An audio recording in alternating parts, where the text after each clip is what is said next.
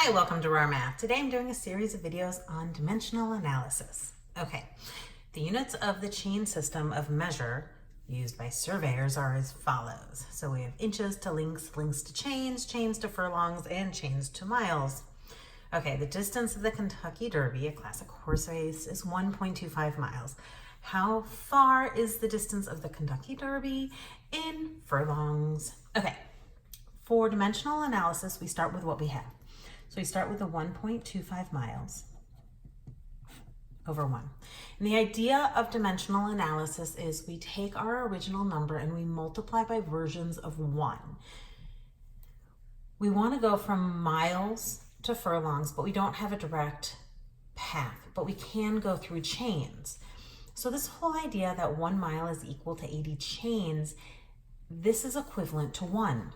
So what we want is we want to turn miles into chains. So we put what we want on top and what we have on bottom. So 80 chains in the numerator and 1 mile in the denominator. All right, so what's happening here is this fraction is equivalent to 1. And in math, when you multiply by 1, you don't inherently change a number. That's the whole point of dimensional analysis. Multiplying by 1 doesn't change anything.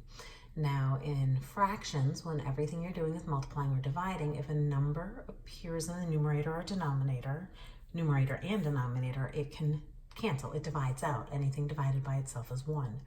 The same thing applies to these labels. So because miles appears in the numerator and denominator, we can actually just cancel those out. So when we multiply 1.25 by 80, we now have this distance in chains. Okay, now we can go from chains to furlong. So we want furlong, 1 furlong over 10 chains.